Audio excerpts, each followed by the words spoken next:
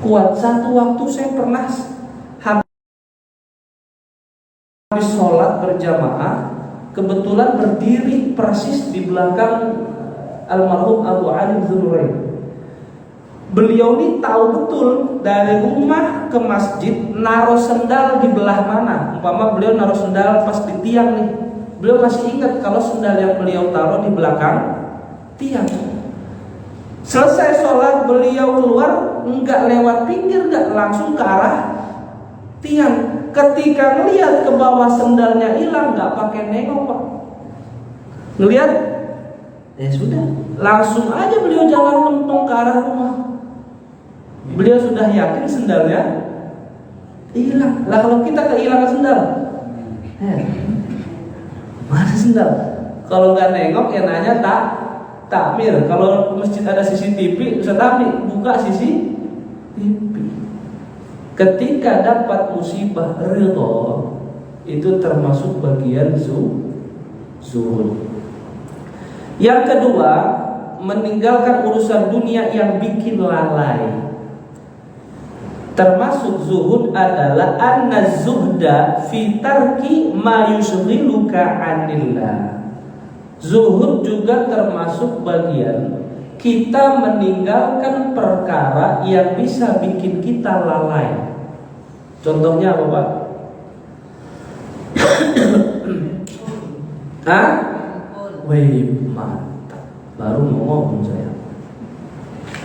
Udah azan masih senang ya? Bapak melempar handphone gara-gara dengar azan, itu sudah perlakuan zuhud. Kalau umpama bapak-bapak adalah bos perusahaan, satu waktu bapak-bapak lagi mengajukan tender bisnis dengan total profit 200 miliar rupiah. Total profit, bukan modal, bukan kotor, bukan segala macam, profitnya 200 miliar. Diajukanlah itu tender. Kemudian jawaban tendernya itu keluar pas musim haji. Di saat bersamaan nama bapak keluar haji reguler. Pilih kejar tender apa pilih haji? Yang bener haji. 200 M. Punya 200 M tahun depan bisa haji plus. Bukan haji plus lagi, plus 200 miliar. Pilih haji apa pilih tender?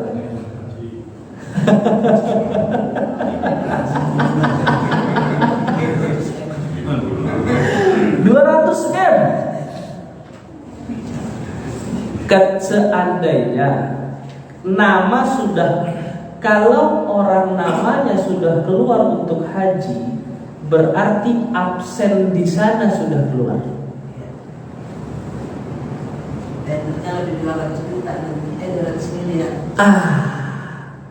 Seandainya ngejar tender 200 miliar, nama haji keluar dibatalin, belum tentu tender itu jadi beneran.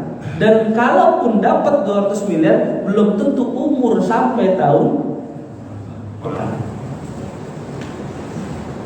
Banyak Pak orang yang waktu saya haji itu dapat cerita dari umroh, itu dapat cerita dari jamaah. Jamaah itu selalu minta, Ustaz bisa nggak badalin fulan bin fulan.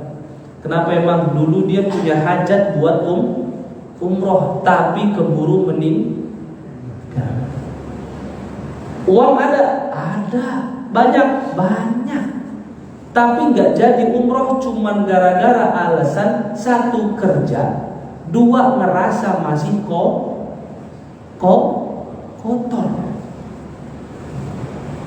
Udah kalau tiba-tiba bapak-bapak dapat pilihan itu, pilih haji aja Pak. 200 miliar ketimbang haji kecil, nggak ada nilainya angka itu.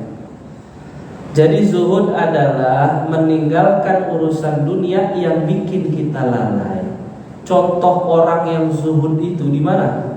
Kebanyakan di Hadramaut, Yaman. Dunia kayaknya kecil banget di tangan-tangan mereka itu. Di Madinah, di Mekah waktu azan toko tutup. Ustadz, itu kan peraturan pemerintah. Enggak dikasih peraturan juga orang itu sudah terbiasa nutup toko. Di Mesir, tetangga saya orang punya warung.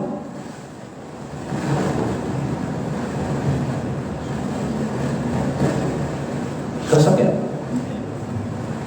Orang punya warung, warungnya ditinggal, kagak ditutup tokonya. Cuman gara-gara pengen sholat ke masjid. Bunyi.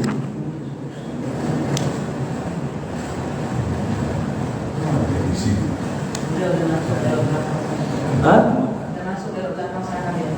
Oke. Udah gak apa-apa, lanjut. Poin ketiga di makalah, tanda-tanda zuhud.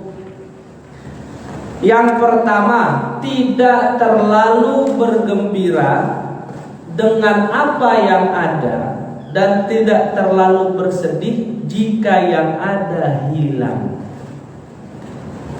Tanda zuhud yang pertama, tidak terlalu bergembira dengan apa yang ada dan gak sedih kalau barang yang ada itu siapa contohnya, Pak?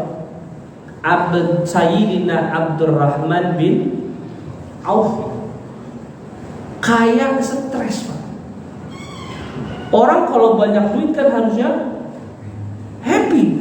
Ini Sayyidina Abdurrahman bin Auf makin kaya makin stres, makin hilang hartanya makin senang, Pak. Ini zuhudnya luar biasa. Tapi begitu uniknya alam semesta di bawah kekuasaan Allah, semakin seseorang berusaha jauh dari dunia yang melalaikan, kayaknya kenikmatan dunia ngejar dia terus, Pak. Cobalah kalau tidak percaya. Semakin kita ngejar langit, dunia dan tanah itu semakin berlari ngejar kita balik, Pak. Semakin kita taat, kok kayaknya harta kenikmatan semakin banyak yang datang. Jadi zuhud, tanda-tanda yang pertama, tidak terlalu bergembira dengan apa yang ada dan gak sedih kalau yang ada hilang. Kemudian yang kedua, dicela tidak merasa hina, dipuji tidak merasa tinggi. Ciri-ciri orang zuhud, dicela enggak ngerasa hina, dipuji enggak ngerasa bangga. Nabi sering dihina enggak, Pak, sama kafir Quraisy? Marah Nabi? Merasa terhina Nabi? Enggak. Nabi itu penghinaan buat beliau belum ada yang lebih kasar dari itu di zaman sekarang. Padahal itu adalah fakta. Nabi kan utusan Allah, dikatain pembohong. Padahal utusan Allahnya itu adalah fakta. Dibilang al-kadzab, dibilang lagi Nabi as-sahir. Apa as-sahir? Tukang sihir. Dibilang lagi asyair. Apa asyair? Penyair. Nabi Muhammad namanya adalah Muhammad, diplesetin sama kafir Quraisy jadi muzammam. Muhammad artinya orang yang sangat terpuji. Saking sempurnanya akhlak, maka nama dia Muhammad, yang terpuji. Diplesetin kebalikan dari terpuji, jadi muzammam, orang yang amat sangat tercela. Dicela tidak merasa hina, dipuji tidak merasa tinggi. Yang ketiga, lebih merasa nikmat dalam taat daripada hilang taat dengan gelimang nikmat. Paham gak maksud ini, Pak? Saya ulangi. Lebih merasa nikmat dalam taat daripada hilang taat dengan gelimang nikmat. Saya sederhanakan, ini bahasa kitabnya begini emang, saya terjemahin Indonesia. Seneng ngelakuin ketaatan, nikmat banget ketika taat, dan sedih banget ketika taatnya hilang. Contoh, Bapak Ibu lagi makan, enak banget makannya, tiba-tiba dengar suara azan, berhenti makan apa lanjutin makan?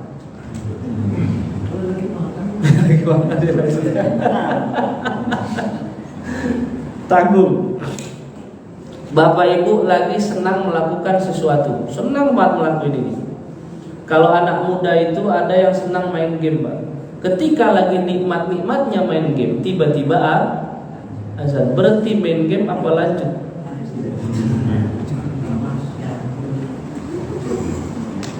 Hampir rata-rata begitu.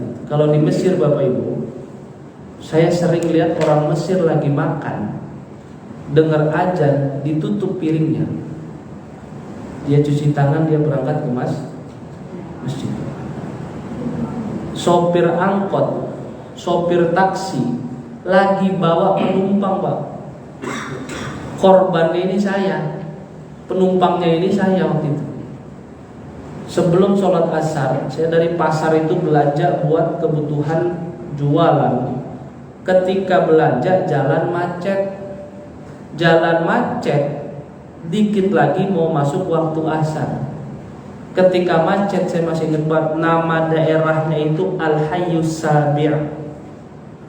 Saya belanja di daerah namanya Muthallath Hayyul Ashir. Belanja di sana, kemudian pulang naik taksi sampai wilayah namanya Hayyus Sadis. Azan. Di sana macetnya padat, nggak bisa mundur, maju macet. Ada gang belokan di ujung depan agak jauh. Kedengeran suara azan. Tiba-tiba tuh sopir gebrak setir, bukan dashboard, jauh amat. Gebrak setir, Pak. Jedak digebrak setir, terus dia ngomong, "Ad-dunya akalatna," katanya. Dunia telah memakan kita siang ini, kata beliau. Karena lagi macet udah azan. Tiba-tiba itu sopir ngomong, "Ya Beni," udah agak tua, "wahai anakku, kalau kamu buru-buru silakan turun, nggak usah bayar. Saya mau belok di depan cari masjid." Saya saat itu mikir, karena salah satu yang saya beli es balok, Pak. Di musim Mesir bagaimana panasnya itu? Musim panas yang saya beli es balok. Ketika beli es balok nih, kalau saya belok ikut sholat nih, es balok cair. Tapi kekhawatiran saya terhadap es balok itu kalah ngelihat ini sopir lebih pilih Allah ketimbang urusan dunia. Rela dia, padahal jalan dari Hayyul Ashir ke Hayyus Sadis itu lumayan ongkosnya. Turun aja kamu, gak usah bayar, saya mau sholat. Saya mahasiswa, dia sopir, malu lah saya. Masa mahasiswa belajar agama kalah sama sopir? Jangan-jangan sopirnya syekh lagi ya. Udah akhirnya ikut, saya bilang, enggak, Anda tabak, saya ikut kamu saja ke masjid. Udah kita ke masjid. Itu es gimana? Ya cair udah. Emang cair esnya pasti. Tapi ya saya bisa beli lagi. Tapi momen ini saya nggak bisa cari untuk kedua kali. Ini pelajaran yang sangat mahal buat saya saat itu. Nah, orang-orang model begini ditinggalin, Pak. Yang nikmat yang biasa dia dapat cuman buat ngejar ridho Allah. Yang lucu, orang naik bis di Mesir itu, orang sholat kagak mesti di masjid, di pinggir jalan itu tuh, atau di jalan depan itu, jalan raya. naik bis tiba-tiba azan tiba-tiba, ini bis minggir Pak, tiba-tiba melipir, sopirnya ngomong berdiri, entawir suai istanna suai ana aiz besolli, kata beliau, tunggu bentar ya penumpang, gue mau sholat bentar aja, kata dia. Gimana kalau di Indonesia Pak, bis-bis gede itu nah kayak jakling apa, busway, tiba-tiba pas azan berhenti, tunggu bentar ya saya mau sholat. Dan hebatnya sholat di pinggir jalan. Lebih hebat lagi Pak, gara-gara tuh sopir ngomong begitu, saya sama beberapa orang yang naik mobil itu buru-buru ikut turun, ikut jamaah sama dia. Itu kita sholat di pinggir jalan. Apa alasnya? Apa aja yang bisa jadi alas?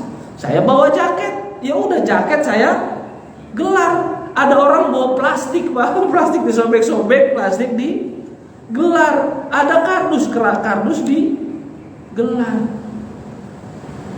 Saking luar biasanya orang sana jaga sholat. Lebih ngerasa nikmat dalam taat lah intinya. Dia kalau lagi taat itu kok kayaknya nikmat banget. Ngelaksainin sholat kok kayaknya nikmat banget. Wirid kok kayaknya nikmat banget. Belajar kok kayaknya nikmat banget.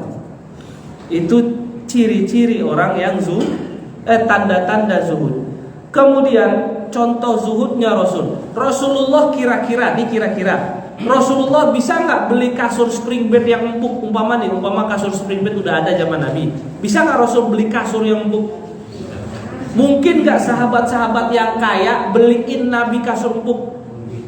Bukan mungkin lagi, udah ditawarin. Nabi itu senang tidur di pelepah kurma. Ini hadis yang di situ tuh, silakan dibaca. Nabi kalau tidur, habis tidur badannya berbekas. Kenapa beliau ngambil proses itu? Kenapa Nabi nggak ngambil kasur yang enak segala macam? Ya Nabi keyakinannya, kondisi beliaunya, cara berpikir beliau zuhud. Nanti aja lah, mungkin saya enak-enak di surga saja sudah. Di dunia ini saya cuma mampir, cukup. Ini pakai ini juga cukup. Kemudian, jadi intinya adalah zuhud bisa nggak kita jadikan dunia itu cuma sampai di tangan, jangan sampai di dalam hati, dan jangan sampai di dalam pikiran. Dapat kita zuhud. Kalau dunia di tangan Pak, sesuatu yang di tangan, kalau ada kita pegang, ya kalau lepas, ya sudah, berarti nggak lagi biasa aja Pak. Kalau yang di tangan itu mau dipegang mau lepas biasa saja. Repotnya kalau dunia ada di hati, dunia ada di pikiran. Yang di tangan lepas, stresnya luar biasa. Nggak punya uang, stresnya luar. Kalau bapak-bapak satu waktu nggak punya uang, stres, berarti proses zuhudnya agak susah. Tapi kalau nggak punya uang, ayah istri ngomong, gimana nih ya, kita nggak punya uang, tenang aja mah, zuhud. Jangan gitu juga. Kagak kerja. Baik Bapak Ibu yang dirahmati oleh Allah Subhanahu Wa Taala, karena hadisnya pendek, intinya sederhananya adalah zuhud bukan berarti ninggalin kenikmatan dunia. Yang penting kenikmatan dunia jangan bikin kita lalai dari Allah Subhanahu